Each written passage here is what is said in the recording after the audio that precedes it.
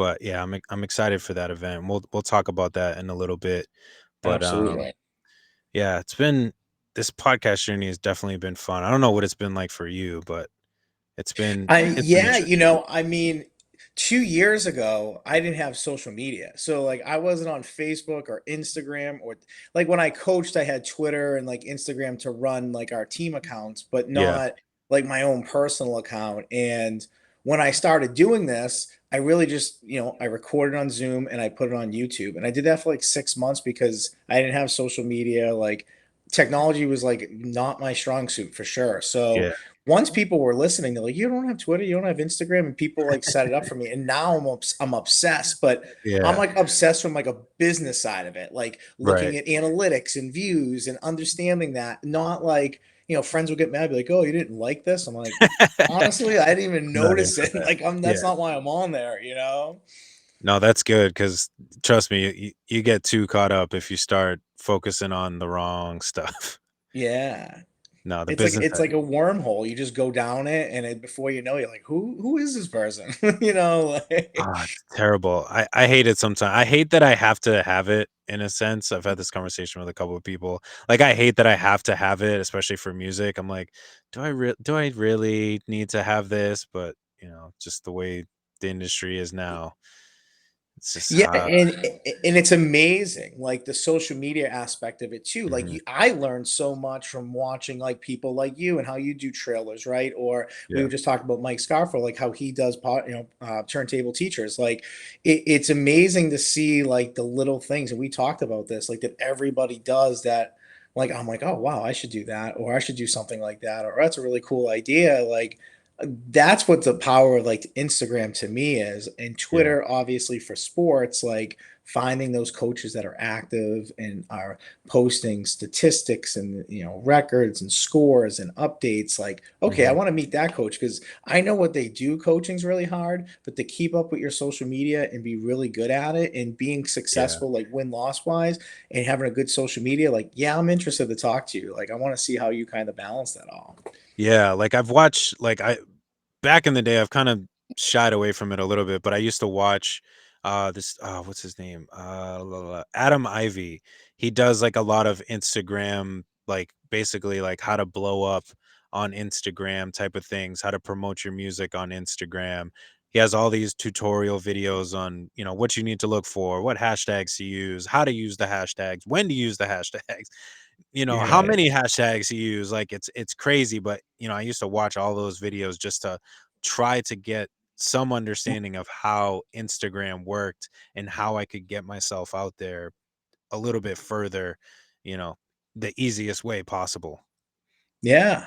And that's like for growth wise, like we're just under like 4,000 followers. And I know that's not like a lot, but like over a 2 year span of like learning Instagram and Yeah, really growing this business, like we're pretty proud of that because I'm not buying followers or just following random people. Like right. most of it is schools that I'm covering or coaches that I'm covering or Mhm. topics that we're covering. Like, and people naturally follow you because they may know that person that's on there. So Right, you begin to get an audience, and then before you know it, you get people DMing you laughing at stuff or being like, "That's so true," and you're like, "Who's this person?" And right. so it's cool that like what you're saying and putting out there, people are genuinely interested in listening to it. Mhm. And on top of that, like some of them are going out of their way to reach out to you. Like I find that growth in social media for me is really cool, really cool.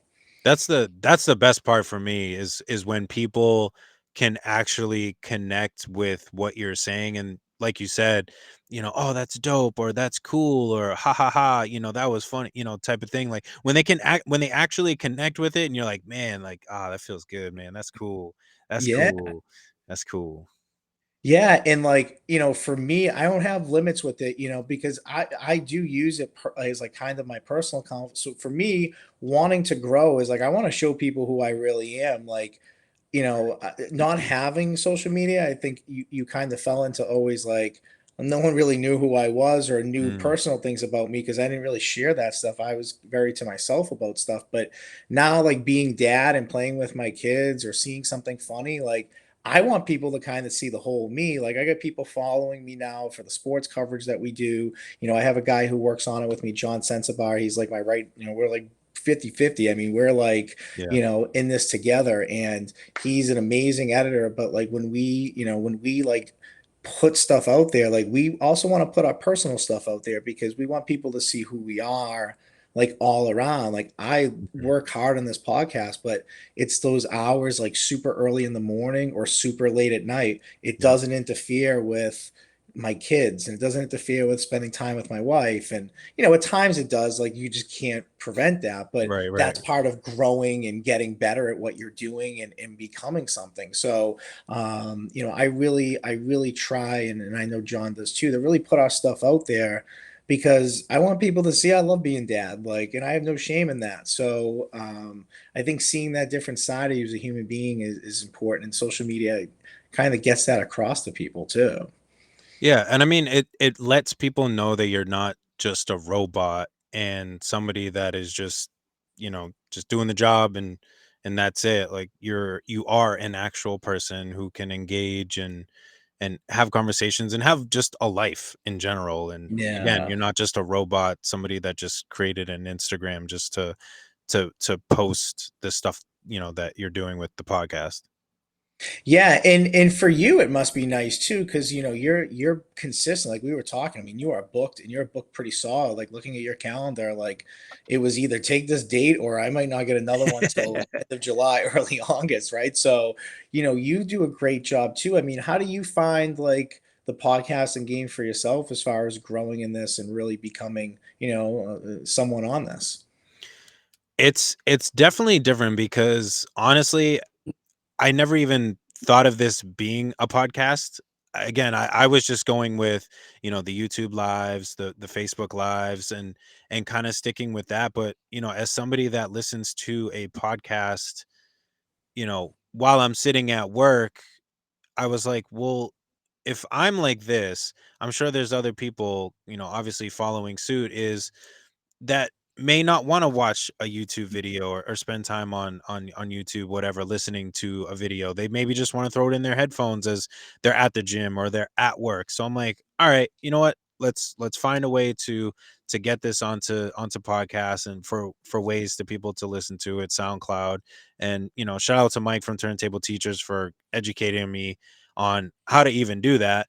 And that's how far we are now, but it's been an interesting road as far as that goes because again, I'm still kind of new to it as far Yeah. as being an actual functional podcast and trying to figure out how to build and how to get a little bit further. And again, I like we mentioned off air, you kind of see what other people are doing and finding ways that you can kind of tailor it to yourself without sounding like a copycat in any way, but seeing what works for you and then kind of applying it and moving forward that way. Yeah, and that's the name of the game, right? Like it truly is. I think figuring out like your identity, and it's funny you give Mike a shout out. I mean, Mike did the same thing for me. Like came Mhm. over, I work with his girlfriend Carissa. We're teachers together at the same school, and So she's like, Mike would be great in helping you start this. And I was like a caveman. I'm like, what? Like what? yeah, right, Like right, yeah.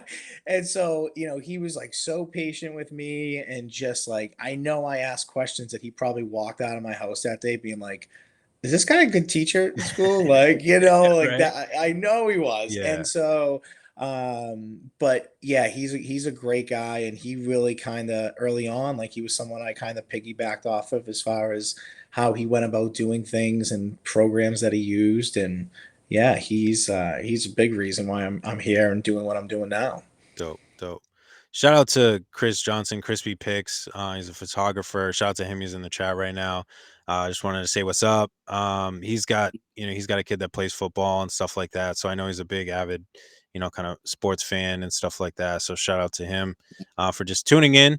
And so let's get a little bit into your podcast, what Yeah. you kind of do for those that may be a little bit unfamiliar and are tuning in to what's going on. Yeah, so we're kind of like a two-phase podcast here. So, we started out in 2020 during the pandemic, like I'm sure a zillion podcasts have Yeah, over the last couple of years. But guilty. I was a high school football coach for 15 years, an assistant coach, Nice. coordinator, head coach, and I had babies, I had twins, and really changed everything for me. So I kind of jumped into this aspect during COVID to be like, I couldn't imagine what I would have been doing as a coach at that point. I'm really interested to see what coaches are doing during COVID to keep their teams active, and who was on social media doing what. And Yeah, that's how it started. Just started interviewing coaches. Obviously, had my own network of coaches I built over that time period, right, but also people that I knew that were coaches or worked at high schools that knew a coach, and so word of mouth very early on. And here we are now. We're 70 episodes in, and sick. we've had like a humongous lineup: high school coaches, college coaches. But in the fall, we started covering high school football Friday night games, and we chose a different town every week. And we, Yep, did like all access behind the scenes of the program, and it took off. Like we just kind of hit a home run with it, and knowing that field and knowing football and understanding what high schools want as far as coverage or what it's lacking as far as coverage, and how this can help those private schools and Catholic schools recruit, but on the same token, like people really trying to keep kids in town to play for that program. So it's right. balancing the best of both worlds, and it's been a lot of fun. Yeah, because I mean, as a kid, especially like going into like high school or even into college, sometimes you don't get the right quote unquote research that you need, especially, being an athlete.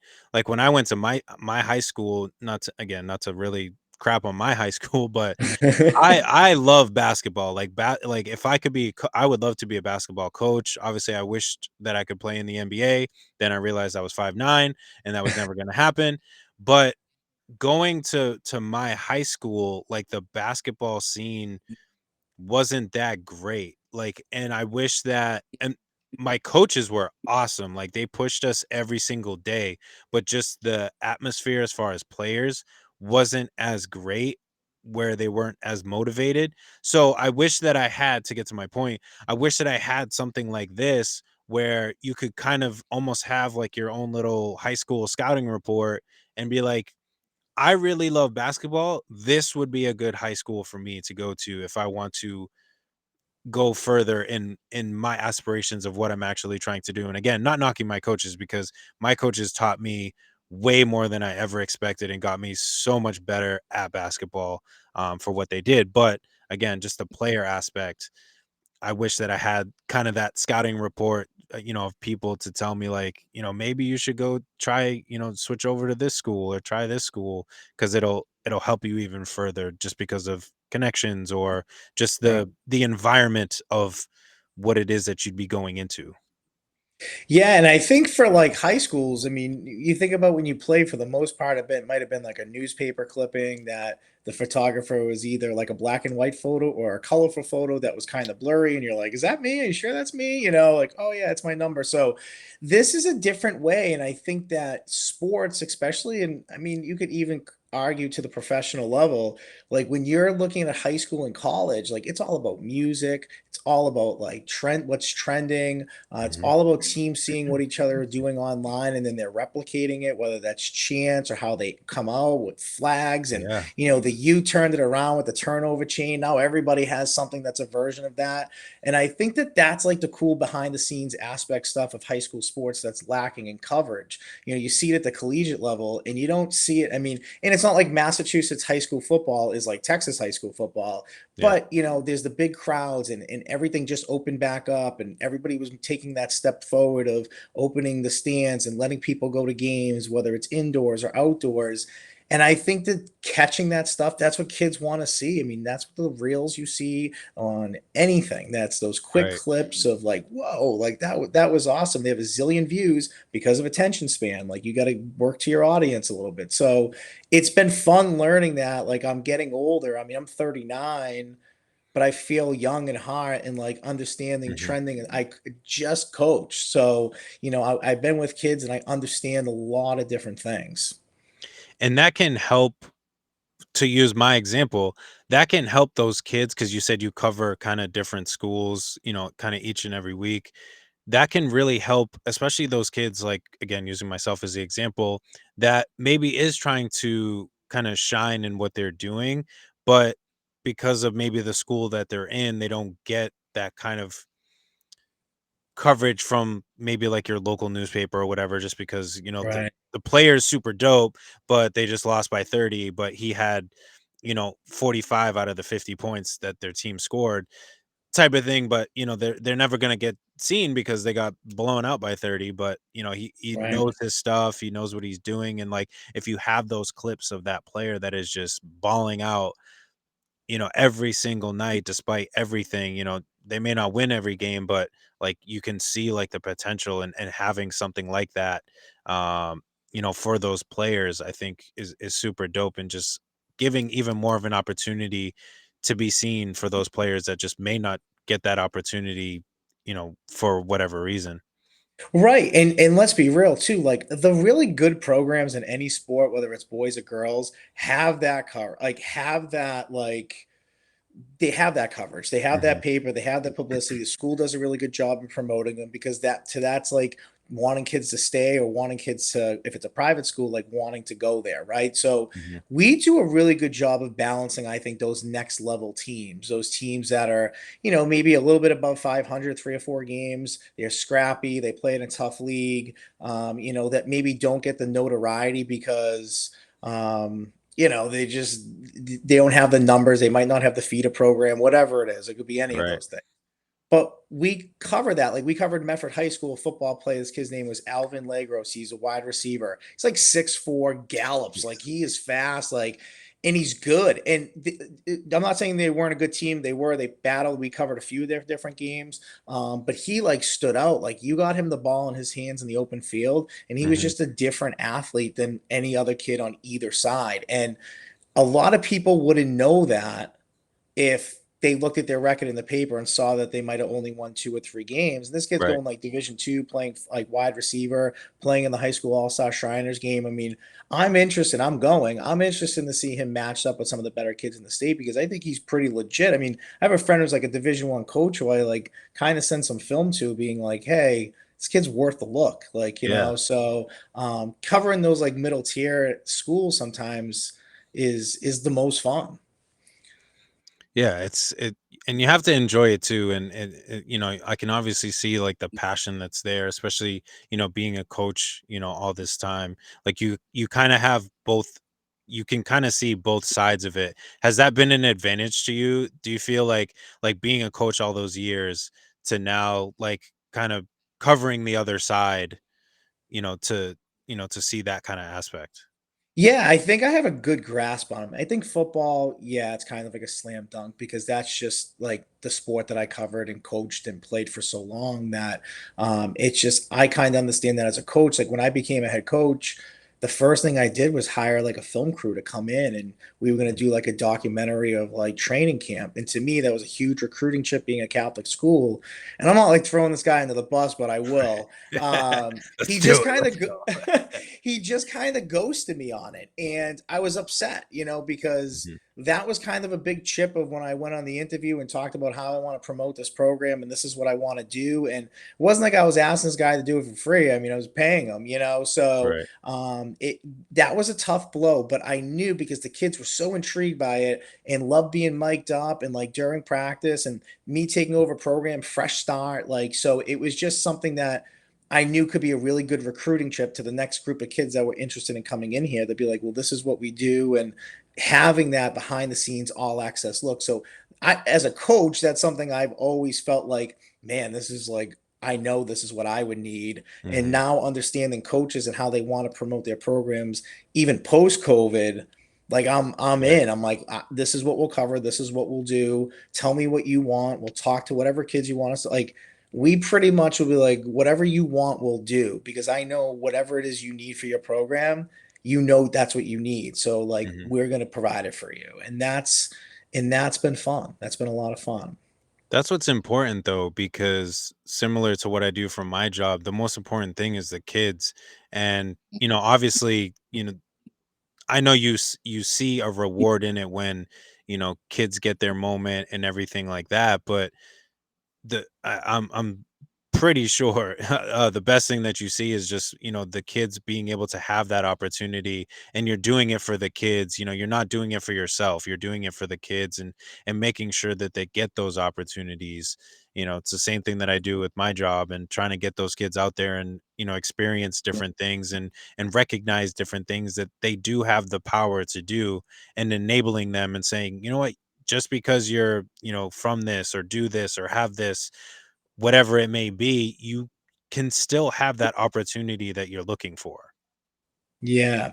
And I think too, like you mentioned it, the kids, right? Like people forget, COVID and what it did for these kids and what it did for Mhm. these programs and how kids lost seasons. I mean, seniors who lost seasons or It's juniors crazy. that, just maybe didn't get like the training camp or they didn't really get much of, anything that year. And as coaches, you're coming into that and you're trying to figure your team out a little bit because you haven't seen these people for so long. So it's definitely it's been a lot of fun in that sense of covering it, but also to understand that these kids need it. Like they need it. Yeah. Seeing yourself for 5 seconds. I covered a Thanksgiving game that a team lost. If I lost a Thanksgiving game, I would not talk about it till Yeah. probably Sunday. Like, Right.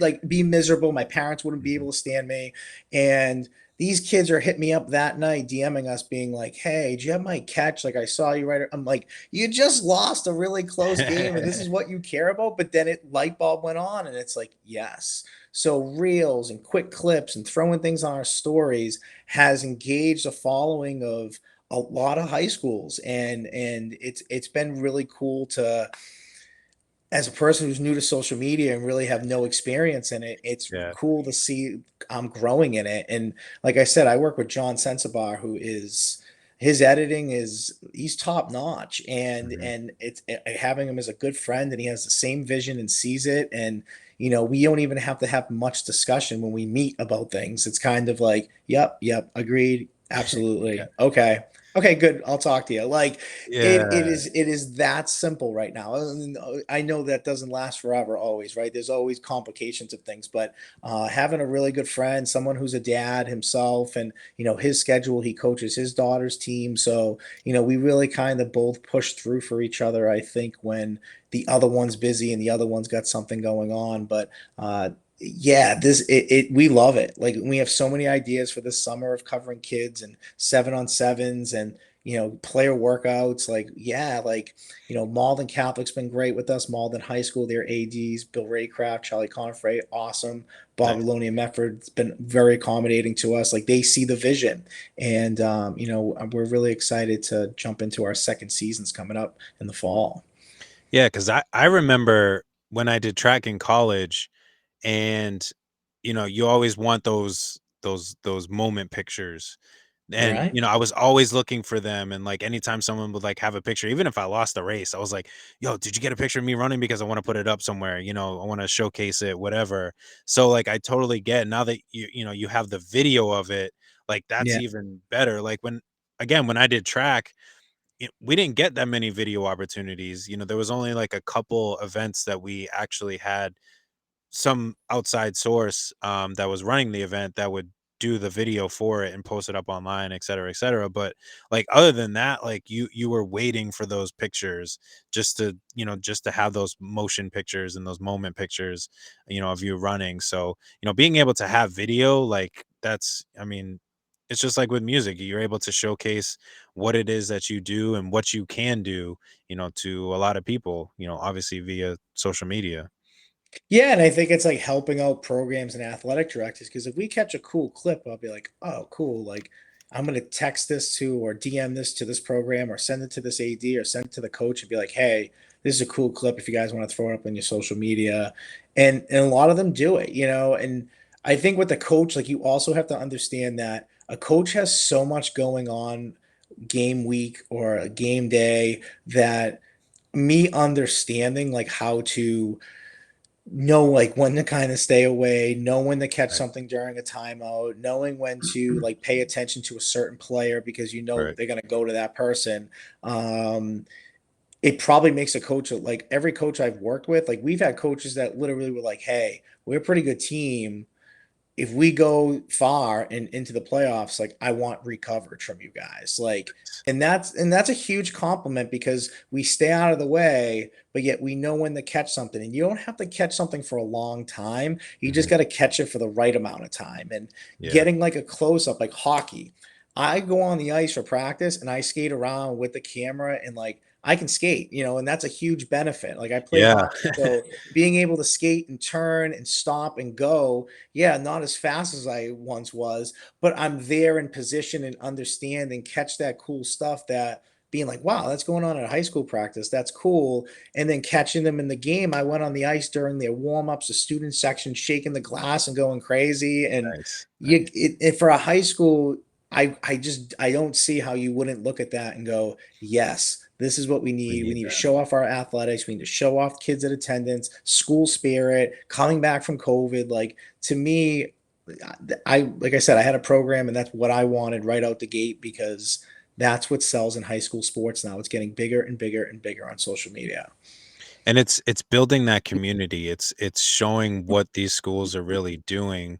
Hmm. It sometimes it really does go unnoticed, and you don't get to see, the fans and the camaraderie and everybody coming together. And again, especially post COVID, those are the things that you want to see, is people coming together, not giving up, not quitting, actually coming back together and being like, we're not going to let this stop us. Let's get back to it. Let's get back to what we love, get back to what we're passionate about, and just have a good time doing it. And let's make sure that we get all our bases covered, and get these kids the opportunities that they may have, missed, or, really show that we're trying to make something happen, like you said, especially for those, sometimes those seniors that really missed out on an entire season. What do they have to look forward to? So, you know, having these opportunities for the kids, they can be like, okay, like, you know, say, they lose a season, but like now they have like clips of things that they've done, and they can be like, hey,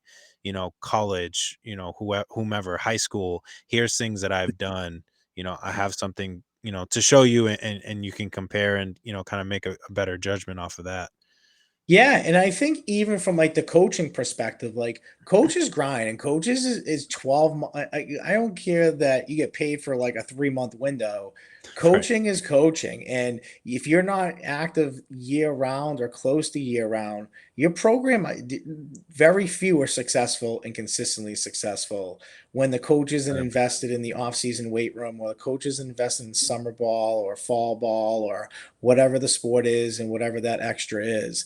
um, I love to take a look at the Londonderry High School football team. I love to do that. But it's kind of catching all of that, and like we cover teams that are like go 4-7, Hmm. but you look at who they played, and you're just like, these teams played monsters. Their division's so good. Their conference is so good. Right. Like, this is a good high school football team, but you're Hmm. not going to get that coverage in the Globe, or you're not going to get that coverage on Twitter because you're not a team that has a winning record that's playing for a league championship, Right. or a number one seed overall. And um, it's a fun and endless thing that we can do. And I'm only getting better. Like, I'm understanding sports. Yeah. We covered boys volleyball at Malden High School. The team was unbelievable. Like, crush. If they played my friends and I, they would murder us. And I didn't know how to cover volleyball, but just you get a feel for it as a coach. You get a feel for it, and you get it. So you started with football, and now you're kind of expanding into different sports. Yeah. Okay. My biggest thing was not like, even when I started interviewing coaches, was not to be a football podcast, because Okay. there's a Okay. lot of people that do that. And if you do that, like, and you specialize in a sport, that's great. But I think you have to be like really good at it. Like, you have to be really good at to be a specialist in something and have consistent content and consistent, like, and I think that's hard. And I think for Yeah. football, it would have only been a matter of time before it became that. And to me, it wasn't about getting a football coach's mind. It was about getting a coach's mind. And Gotcha. I have a notebook of stuff that I write down of any coach of any sport that has a cool practice style. A big thing I talk to coaches about, do you play music in practice? And I'm finding more and more coaches in segments of practice are playing music. And I'm, Heck I'm a yeah. big Let's go. believer in that music just it gets kids motivated to another level. And coaches are afraid, like myself, like what kind of language is coming out of some of the music when kids Right. put it on. So, there's always that fear as a coach too. But I've always found, like, I want the pulse, like, guys, what are the 5 or 6 songs that you guys love? And these are the songs we're going to play in segments of practice. So talking to coaches about that was really cool. But just even how they run their weight room, or how they run their off season, or what they do in their coaches meetings, or go to spring practices, like those are, I, to me, like, it's making me a better coach because I plan on Yeah. getting back into it. Especially, I love to be able to coach my kids at a young level, but like Right. understanding kids and how coaches do things to grab attention, keep attention, and gain respect. And yeah, if you don't evolve in that stuff, like a old school 20 years ago screaming at a kid does not work anymore. And if it No. does, No. maybe you just get some really good athletes, but it Yeah. doesn't work that way. And 10 years from now, the way you deal with kids might be even more different. So evolving and understanding that is really important. Yeah. And I think it helps keep you active in this sense because obviously football is only for a specific season. So it kind of keeps your brand as a brand and obviously kind of the business side of things, which we talked about a little bit off air. Yeah. It helps keep your brand like, the brand awareness kinda consistently flowing because you're like, "Hey, alright, we just did f we just went through football, now we're into winter sports," whether it's, get volleyball, indoor volleyball, whatever, and then now we're into, the fall excuse me, the spring for, Yeah. spring sports, that kinda stuff, and they're like, "Okay," like, like you said, like, you can cover, different things and again, just get that exposure for those kids that, really deserve it.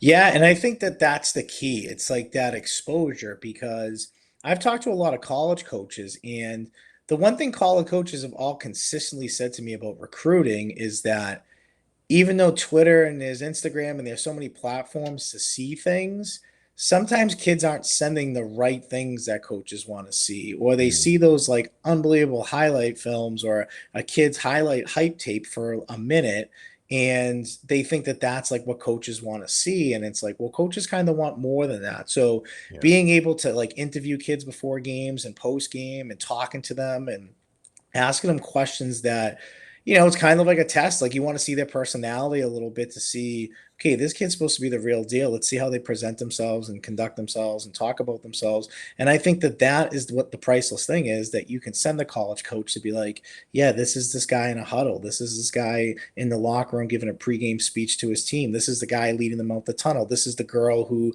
gets the team fired up when they're down. Like, this right. is the gymnast, and we've covered gymnastics, that Dope, like, if dope. you want to see something like freakishly athletic, pay attention and keep the camera on this person because you're going to see it. And those are the things that, like, wow, and coaches want to see. And so I think we do a pretty good job of telling a story. There's people with cameras that are way better than us and probably get way better imagery than we do, and that's okay. Like, I'm willing to sacrifice that a little bit because you're telling a story, and you're telling a Exactly. story about a program and a coach and kids on the team and how hard they've worked and whether they win or lose, the experience. Like, that's what we're trying to do. That's what we're trying to create. And we're evolving with it. We're getting better. And like I say, high school kids and even college kids, we're starting to get a lot of followers, and we're gonna do it right. Like, I don't put bad content out there as far as language goes, or inappropriate things, or political things. Like, I stay away from that. Like, Yeah, I want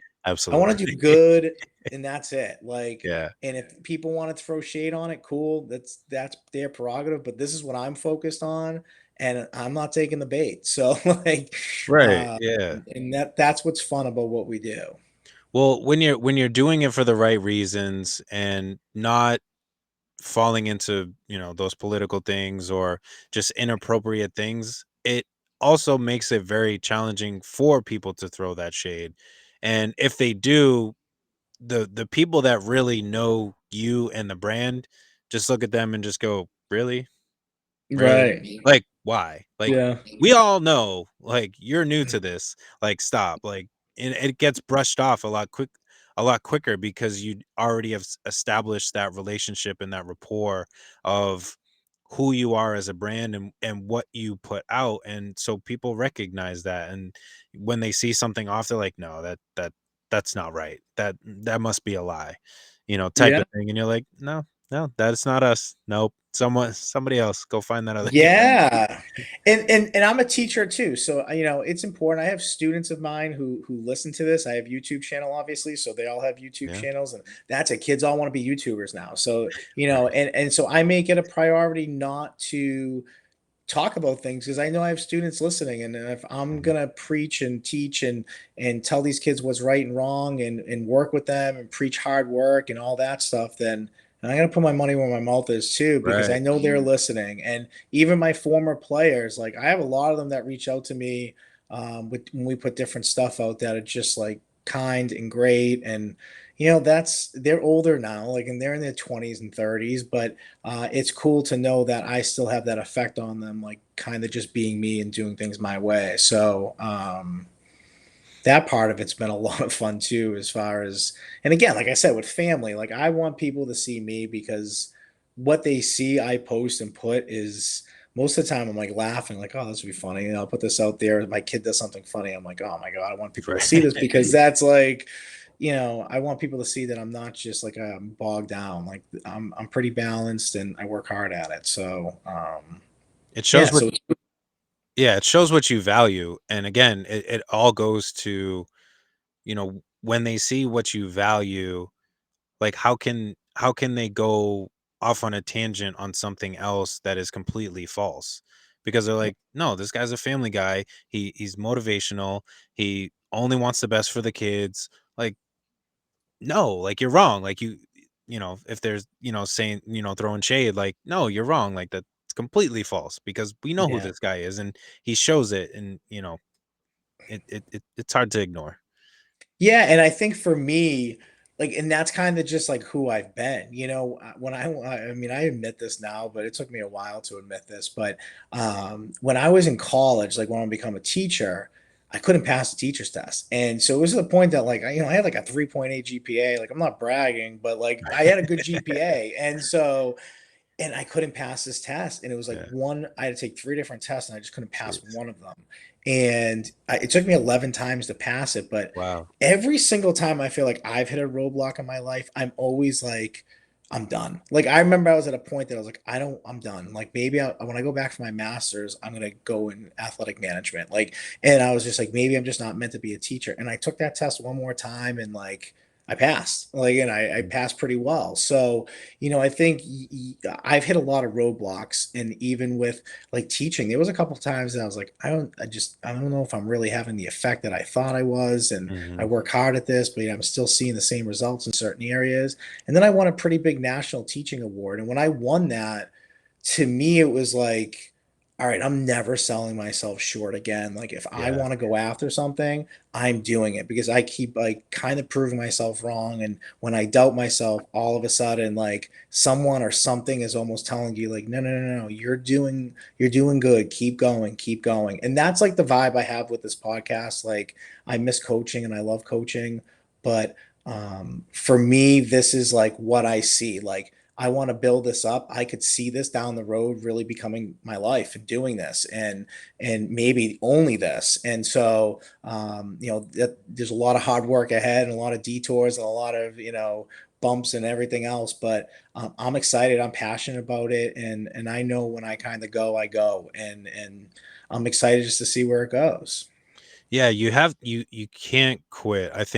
I know that's such, like, an easy thing to do for a lot of people, and Yeah. even after, like you said, 11 times of trying this test out, people think, after the 5th one, like, "Oh, man, like, 5 times, man, I'm, like, done," but, like, you have to realize, like, if you really care about it and you really want it, and who's to say, like, you gotta just keep pushing through it, like, it's like that meme that you see, the guy's digging, and he's, like, just shy of the diamond, and he turns around, and then someone else is, like, just above him, like, just about to get it because they kept digging, but like you were so close, but you Yeah. gave up right at the finish line. And like you Right. can't do that. Like I've had the same kind of thoughts as you in my job with, being a team coordinator and running different programs. And I'm like, man, like I just feel like I'm not getting anywhere. Like I just feel like Yeah. everything is still the same. And then, lo and behold, this year, like I've had staff members from other clubs come up to me and go, "Hey, like we're trying to run that program that you run, and we see what you're doing, and it's like super great. And we would love for you to come in and help teach us how to run it." And I'm like, "Wait, me? Like little old me? Like that's who you Right. want?" Like, Right. word, like that's dope. And like my boss just told me yesterday, she was like, I used to get on you about, diving into a lot of different things. Cause like I get involved in a lot of stuff, probably a little bit more than I probably should, like in a good Yeah. way, but like just workload wise, a lot more. And she's like, but it's all paid off. Like we just got a $5,000 grant for art stuff. And then like I just saved our club probably it's like 11, no, 7, 1100 times 7, whatever that equates to, $7,000, something like that, because I was doing all these programs and getting people in. And she's like, it's good that, it's but being able to see those things and being like, okay, like you are on the right track of what you're doing. You may not see it right away or when you think you should see it, but it'll happen. You just have to keep pushing forward and pushing forward and pushing forward, and it'll happen. It eventually it'll crack. You Yeah. put enough weight on something, it'll crack. Yeah, and I think that that's like it's a game of patience for me like right now. Like I'm just being really patient and I have some schools that are very consistent. I mentioned like Malden Catholic High School, Malden High School, both of those schools have been in Medford High School. The three of them in that area have been phenomenal.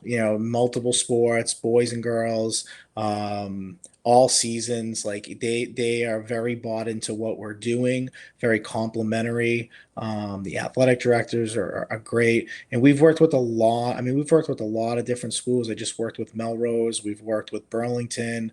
We've worked with Somerville. I mean, we've worked with more closer area schools right now. But that's just for pure balance and schedule for John and I. Because again, like we both have full time jobs. We're both dads. Like I have twin 3.5 year olds. He has an eighth grader and he has like a 2.5 year old daughter. So we're being dad's priority. So just how we balance each other in this has been great. And but that's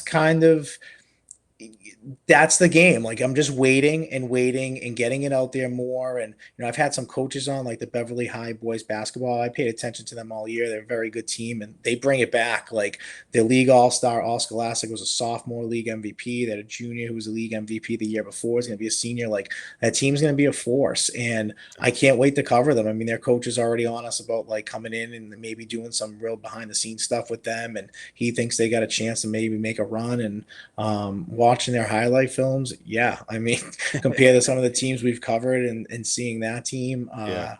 yeah, like very good, very good. And that's what's important is having that balance. And I think that goes hand in hand with kind of recognizing where you're at, like you said, like you're a father, a teacher, you do the podcast, like I'm sure that you have some type of understanding of some type of a timeline of how things can kind of go. Like I do music, I'm a team coordinator, I run a podcast, I'm a Yeah, husband. Like yeah, like you can kind of understand, like versus somebody who's maybe single and just has a job and works, and works at music, for example. Their timeline could be, not always, but could be a lot quicker than somebody that is juggling and wearing a lot of different hats. So being able to understand that and recognize that, like it's a good thing. And it doesn't give you as much, not that I wouldn't say that I've never doubted, but it doesn't give you as much doubt of like, "Oh, where am I going? What am I doing?" Because you're like, "Look at all the other things that I'm also juggling." It yeah. and then I look at where I'm at, I'm like, "No, this seems realistic." Yeah, and I think that that's what's important. Like you just said the perfect word, realistic. You got to be realistic of your time. You got to be realistic of what you can and can't accomplish. Like there's things I think of, and I'm like, this would be awesome, and then this, Right. and then this, and then I'm like, there's no way I could actually Yeah. ever do it, you know? And Yeah, so, all the time. but you get really excited about it. And but those are things to strive for. Those are things that, like, yeah, if we get better cameras, there's some things we want to do. Like if we get more exposure, that's some things we want to do. If we can ante up our price a little bit more and make a little bit more money in what we're doing, then we might be able to afford this and this and this. And like we're Right. starting to get sponsors, and that's been a huge thing for us. Is we've had some really loyal sponsors. I mean, Cheney's in Boston, Nice. right outside the Guard. I'm sure that place is gonna be popping pre-game, post-game. Yep. If you ever not been there, man, go there. But Joe's been great to us there. You have Dave Kern of Boston Physical Therapy and Wellness, who's a huge sponsor for us. John Brewer's Tavern, huge sponsor. Anthony Buccieri,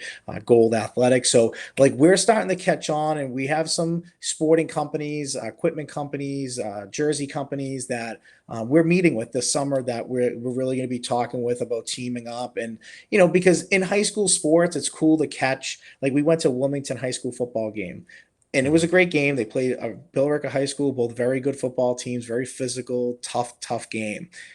But Wilmington High School band was like unbelievable. And we like went in knowing that they were a pretty good band. I live in Wilmington. And I've heard the rumors about how good the band was, but Okay. holy moly, like they did this thing that they went over on the track, and they like are right behind the opponent's bench, and they almost like stop and just start boom, boom, boom, like hitting the thing, and they're Mm. all playing and like walking by. And I'm just like, oh my, and we're like, we caught Yeah. that, and putting that on video is really cool, so we have a lot of ideas of where we want to go, and who we want to be. And it's being patient and just knowing this is what I can do right now. This is what we're going to add on, and we're going to keep getting bigger and bigger slowly, but we're going to get there. Yeah, and it'll pay off. I mean, obviously you've seen some of those fruits, of the things that you've done. I know you've, mentioned again off air, some of the like the awards and recognitions that you've gotten. I mean, Yeah. like I can see some, pictures in the background from the Celtics and stuff like that. Like those are Yeah. like just awesome moments to just again just kind of look back and be like, okay, like this was worth it. This was worth doing, what I'm doing. Yeah, and like these moments back here, like my friends bust my chops that I have these two things behind me like all the time, right? But my response to them is, and people that are watching or listening out there, I have like a newspaper article, and I won Here Amongst Us with the Celtics, but I never like so I didn't have social media. So when I did that stuff, I didn't tell people that. My wife did. My wife probably put it on her Facebook and stuff, I'm sure. Right. But like I didn't. And I Yeah. would text like my close friends being like, "Hey, do you guys want to go to the Celtics game?" Like I'm getting, but I would tell like four or five of my good friends. Like Right. I wasn't texting everybody, but I didn't have Instagram to put it on. I didn't have Facebook to put it on. Not like, and that stuff didn't really matter. Like when people texted me, I thought that was a big deal. Like, oh, thanks, you heard about that, because I'm not putting it out there. Right. So now that I have all this, yeah, now it's time to hit the rewind button. I want people to know more of who I am. And I don't talk about these. Like Yeah, I yeah. will never bring these up, but I brought it up today because like Different. why not? Yeah. Like I have the opportunity to, they're behind me, like really cool experiences, winning I won the Milken National Educator of the Year. And I won like 25K with it. And it Nice. changed my like life. Like it really did. It changed a lot about me and how I value things. And sometimes when you have success, you also see people who think negatively of you a little bit, or have Sure. something to say about you. And I know there were some people I work with that were a little bit of haters that I know said something, whatever, and I don't really care. But like Yeah. that's the stuff you learn when you do things, and good things happen to you. Like the people who like really support you. And not having social media, I think that's what like values to me. Like I call people still, I text people, like I keep in touch with people, because that's how I did it forever. Like I didn't post something or just like something and that was it. Like Yeah. I wanted to know more about it. So kind of having that now, like being able to talk about this stuff, it's like, yeah, I'm going to a little bit, because I worked hard to get these, like to get to the Right. where I am with these things. So I want people to not just think I'm this like guy who covers sports and raw and that's it. Like I'm not.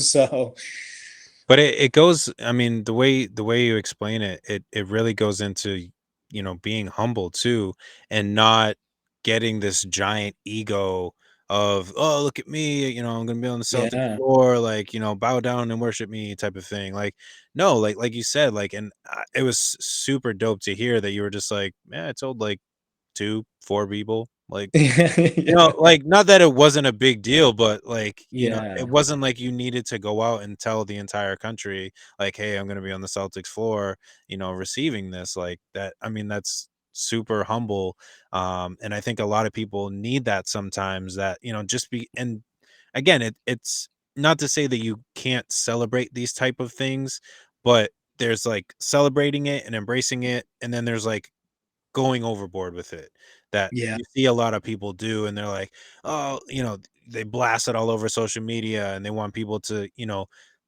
doing it for people to see and to get the likes versus recognizing the work that went in to get there to that Yeah. point. And that's kind of what I always really trying to shine the light on. Like even when I won the teaching award, right?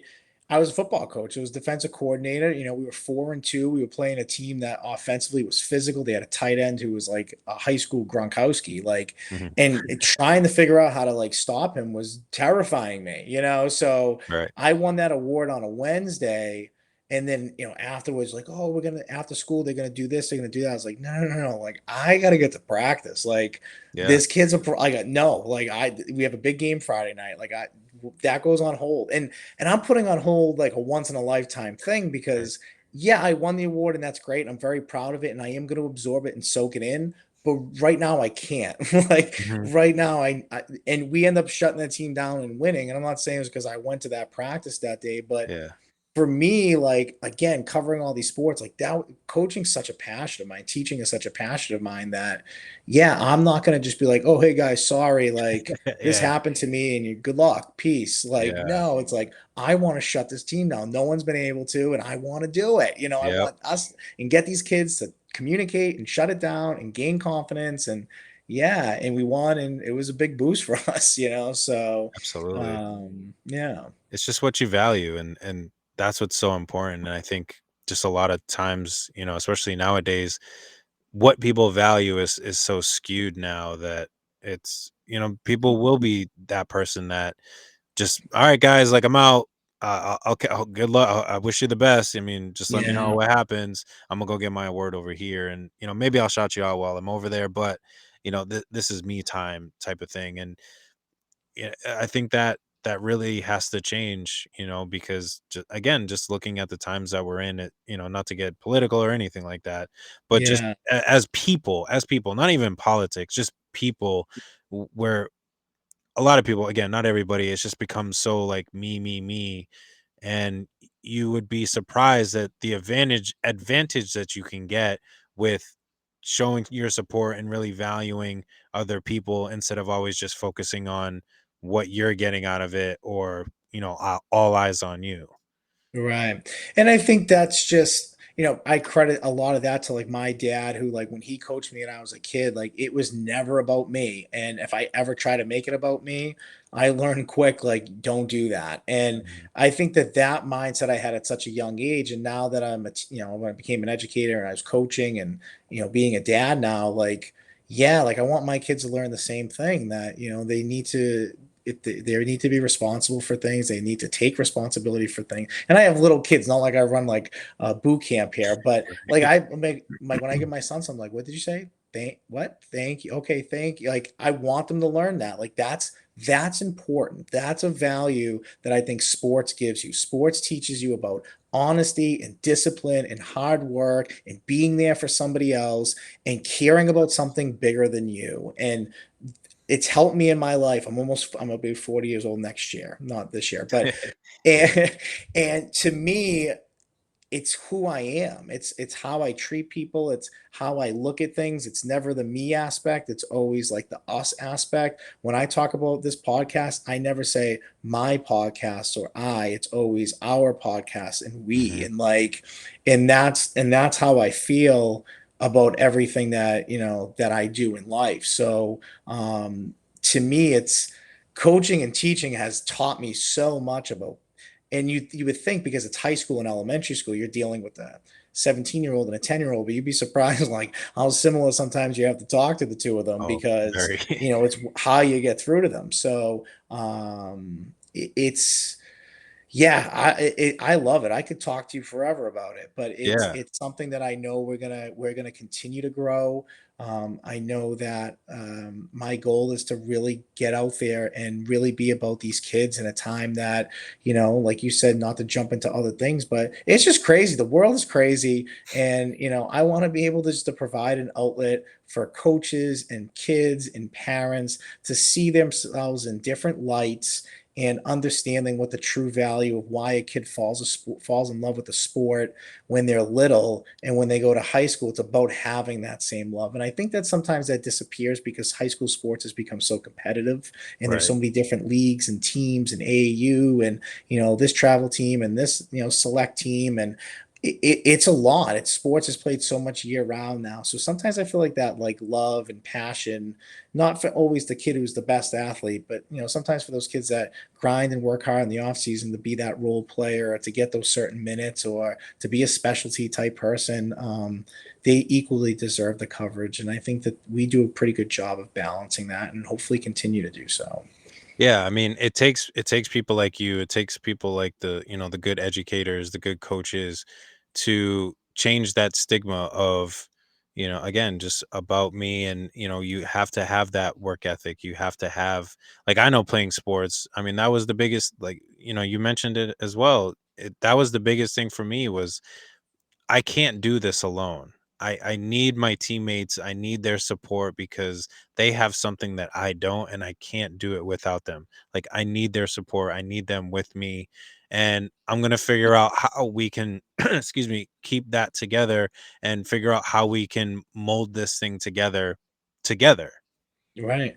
And that's like seeing the kids and like their maturity and how they do that, but also how coaches do that and like covering some really, I mean, we covered teams that were in state semifinal championship games that lost. Like we weren't always covering the middle. Sometimes I mean, Stoneham hockey was phenomenal. Who was the other team? Burlington boys basketball, phenomenal. Malden Mhm. Catholic girls basketball, phenomenal. Like those were good teams that made deep runs, and it's fun covering that stuff. It's fun to, in a way, like help these kids. Like coaches, we talk about the kids a lot, but coaches work extremely hard. For sure. And like the district that I work in, and I'm not throwing them under the bus, so anybody who's listening knows where I work. And I've never coached there, so I can't complain Right. personally about it. Right. Right. But these coaches, and I could be fact checked, and maybe I'm wrong, but I don't think I am. Is they haven't gotten a raise in like a decade, and I don't know what the reason that is, but like to me, that's as a coach, like it's not about the money, but you're Mhm. expected to put in a lot of time and you're expected to be a positive role model and build a good program and be involved with the youth and be doing social media and be making appearances with your kids at city events and all of that stuff. To me, that coaching can sometimes be one of the most undervalued professions because most of it is like people look at it as a stipend or a certain amount of hours. But the really good coaches in Massachusetts and the coaches that have successful programs, they are non-stop. And to me, I think sometimes, and I think ADs do a great job of looking at it, but I think school districts in general sometimes need to look at that and understand that coaching is a branch off of teaching. And as much as we try to be positive role models in the classroom, we are also handing these kids off of to adults that are looking to lead them and teach them all these values and to make them understand the value of an education and keeping up with their grades, because if you don't keep up with your grades you don't play. So there is that built-in relationship with the school already as far as the whole child goes and who they are both in the classroom and on the field and how they conduct themselves, that coaches do deserve a little bit more of like looking at sometimes valuing and giving coaches raises or giving programs raises, that they've been doing it for a long time and doing it the right way and having minimal issues with their kids and programs. I think sometimes I wish school districts in general just value that more, because it would go a long way into also motivating more people to want to come in and do those same things in your district or come in and do the same thing in your city or town to be that influence. And maybe you get lucky and one of them is an awesome teacher. And like Yeah. now you get an awesome teacher in the classroom, a positive role model, and someone that you want to hang your hat on as someone who's around these kids year round or in your athletic program. So I'll get off my soapbox there, No, but you're good. that's just how You're I good. feel. No, it makes sense because, like, if you think about it, and I'm sure you know, is most of the time these kids spend more time with their teachers and their coaches than they do their actual parents. So why not surround them with people that are going to have a positive influence with them and want to get up, every single day and do that. And again, regardless of a paycheck, even though again, we recognize that they definitely need that support and it's well deserved. But like you said, like these people do it out of the kindness of their heart because they want to see these kids grind. They want to see these kids shine in a positive way. And again, why not have them around all these positive people all day? I mean, it's going to limit what they're exposed to and limit any kind of negative side effects that could happen if they're around a toxic coach or a toxic teacher, or they go straight home from school and you know maybe family life isn't as great as it could be, whatever the circumstances are. I'm not trying to judge Right. anybody, but why not have them continuously surrounded? And, again, just to attest to what sports does, I mean, that's the kind of things that sports teaches you. And it's only positive to do sports as long as they're given the right role models as far as coaches that have been fed from teachers. It's just it trickles down. And, like, again, why not keep your kids around positive stuff like that? I don't see, I mean, maybe I'm crazy. I don't see who would want No, anything different.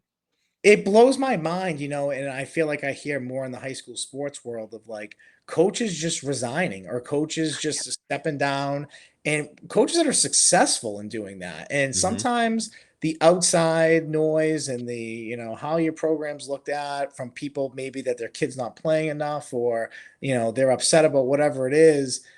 That's also a balance in the job too. Like teachers get it in the classroom. Like you might have a parent who calls the school or emails you or comes up and wants to have a meeting with you. Yep. It's the same thing in coaching. If you're not playing, I mean, I've had plenty of parents who've told me how they felt about what I do, and that's their opinion, and that's great. But I know what I'm putting into it, the work and the film watching and being there at practice and being at the workouts and knowing who's showing and who's not. Like, yeah, so I want to build a team around people who want to be there. And I think that sometimes is so undervalued as a coach who is getting kids to come in and buy into that and be successful at that, or even getting kids to come in and year after year they're not that good, but you still got a weight room that has a huge presence and kids that Right. are willing to buy in and they're not hanging out at the park or they're not maybe putting themselves in a situation that they could get themselves into trouble. Instead, they're like committed to something and understanding a schedule and time management, and then that builds into their lives. And so I know I do this podcast and I'm like, I'm throwing all these life values, but like, It's important. that's the stuff that like how you engage kids to get into sports and then the good coaches really mold them and show how much you care about them. And like I had kids come play for me at Arlington Catholic from Boston, Dorchester, Nice. Brockton, taking a train. I could take a train to come play for us Dang. because he bought into the vision of what we were and what I wanted this program to be. And they were great kids to add to the program. To me, it was like, you're going to get a really good education here. Like, regardless of football, like your school's closing and it's unfortunate, but you Mhm. guys want to come play here. Like, you're a student first. Like, if you don't hold it in the classroom, then we have a problem. And Yep. I think every kid that I had talked to with that, their biggest thing was like, you're the only coach that kind of, and this team went to the Super Bowl the year before. So it wasn't like, kids that weren't like, they was just a good team. And so, all the kids were just like, you cared about us and the education. I'm like, yeah, because that's what it's about. Like, I want to win football games, but I want to win football games the right way. And I want to win football games, that my kids respect me as a man and respect like what I do and who I am and what I represent, because that's infectious. That's what's contagious. And that's what like keeps your program strong. And Mhm. people on the outside who sit there and have a cup of coffee in their hand during a game and can sit there and critique and not understand what goes into it, it's they don't get that aspect of it. Yeah. And um I think coaches sometimes just get it more than people realize and what they have to do. And sometimes, like I said, I just wish cities and towns realize that and value some coaches a little bit more in what they do, because it's nice to have a good coach, but when you don't have a good one, it's very noticeable too. And Mhm. so Yeah. um yeah. Yeah, Well, as I hope said, I'll get off my soapbox again. well, hopefully doing what you do with the podcast, with the filming and everything, hopefully it sheds light on those things, as you continue to grow, as a Yeah, brand and everything that you're doing. And it'll hopefully, again, shine some light on, the good coaches, the bad coaches, and where they can kind of sift that out and be like, you see what's happening with this program with, said good coach and how things are going, and then what's happening on this side with not so good coach and how the program is going. Which yeah, which one do you really want? Do you want the kids, and especially for, maybe schools that, don't have a lot of kids that are applying. Well, I mean, look at, maybe that could be a factor. And then you see like, oh, well, good coaching staff could potentially bring in a lot of kids. Like, which one do you want? Do you not wanna have right. kids, or do you wanna have kids? Using that as an example, but, it's things like that, and hopefully, again, what you do is, shed some light on that and can kinda wake people up to what is happening, and what positive things can really happen by having those good values as a coach, and, Mhm. and as a teacher, to help these kids, which is the number one important thing. Yeah. And that's what it is. It's about the kids. At the end of the day, you know, coaches are great and they're very modest about what they do and I love shining a light on it. But also for kids that just are getting that exposure that typically wouldn't, like for them, you could have some kid who is a mediocre player who just has a lights out night when you're there and you caught that for them. Mhm. And like I caught a kid's first lacrosse goal. He was like a senior who's worked hard, doesn't play, a ton, but on senior night, he scored the first goal of the game with a real nice goal. It was great, and to see how happy his teammates were for him, and to catch that, and he ended up being our player of the game, and talking to him, like I hope that kid has that forever. I was like one of the Yeah. coolest interviews we've done because he was really just like excited, and really was proud of himself, and we were happy to catch that, so it was cool. And that can just make a moment for a kid. That Right? could, especially like you said, a senior, those are the closer memories that you kind of remember, is those kind of last defining moments of high school. And to be able to have that and be able to look back and just be like, oh man, my senior year was just awesome. Like, Yeah. I had that game, I had that awesome goal, and I have footage of it, and I can just really look back on a positive thing versus a negative thing. Yeah, absolutely. And yeah, I mean, at the end of the day, what I do is positive, and that's how I try to live my life. So the more positive that I can stay, and the more positive that I can shine on other people, who knows? It's infectious, and maybe it just continues to grow. Yeah, definitely, man. I certainly hope, wish you guys the best and everything that you're doing. Just what I've heard, tonight, it's definitely something that is needed. It's something that I see, on my side, working with military youth and in partnership with, the local high schools, in my area, in the Bedford kind of area. It's things that I see that are a necessity that is needed. And I hope that something like this continues to trickle down into these areas, and people recognize and be like, okay, like, I think now is really the time where we need to start making a change, and a better change. Yeah, and hopefully I can help with that in some way. Yeah, absolutely, absolutely, we could figure something out. Yeah. But what do you have kind of coming up, for the Beyond podcast, and things like that? What's coming up for y'all? Yeah, so we had a couple weeks back, we had a huge sauce off. We kind of do some fun stuff away from sports a little bit. We had two friends who Sure, claimed of they were the course. best pasta sauce makers, so we just said, okay, let's do it. We each split up, went to one's house, and they show their ingredients. They made it. We had three judges come down and taste it, and it was pretty funny. But one thing that we have coming up in the middle of July, July 16th, it's a Saturday at John Brewer's Tavern in Malden, is Cornhole for Communication. Myself, Living the KG Life podcast with Kristen Granava and Mike Scarfel, Turntable Teachers. The three of us have teamed up, and we're going to be holding a cornhole tournament for communication, which is for, we're going to be teaming with the Doug Flutie Foundation and getting communication boards for elementary school playgrounds for kids that have communication issues. My both my twins have autism, and we had a lot of mini little communication boards around the house, especially with them growing up, and a Of lot of course. it was sign language early on and teaching them sign language, and now a lot of it is them recognizing and pointing in words, and now their vocabulary is doing very well. So we know how great it was for us, and we know how amazing it was for their growth. And so we were able last year, we held this cornhole tournament, and we were able to donate one to my kids' school that they're currently at. But this year, we're kind of looking to take it to that next level. I teach in Medford, and we want to try to get one for all the elementary schools there. So this fundraiser will hopefully do that. And cornhole is a game that everybody loves playing, and we have some really cool raffles. Check out our social media. We'll be kind of announcing those next week, some of the raffles that we've had come in so far. And it's just a good time. Come down, have food, have drinks, raise money for a really good cause. And it's zero pressure. It's not this super competitive Yeah. tournament. It is like, anybody could play. Mhm. So, we're really excited about it. And we think that that's a good way where our season is slowing down a little bit to highlight, things like this and a few other little projects that we have working on with different restaurants and places that should be pretty fun leading into the fall season. Nice, nice. I'll Yeah. be looking forward to that. I definitely want to kind of connect with you off air and, chat a little bit more about that. That's Yeah, such a absolutely. super dope opportunity. Not even for me and any type of podcast, but just the good that it's gonna do for the kids and everything that it can do for and again, just a good time. I mean, who doesn't love cornhole? If you Right. do, I don't know you anymore. Um, Right. but yeah, I mean that's super dope. So I mean, definitely whoever's listening now, later, definitely make sure to keep an eye out for that.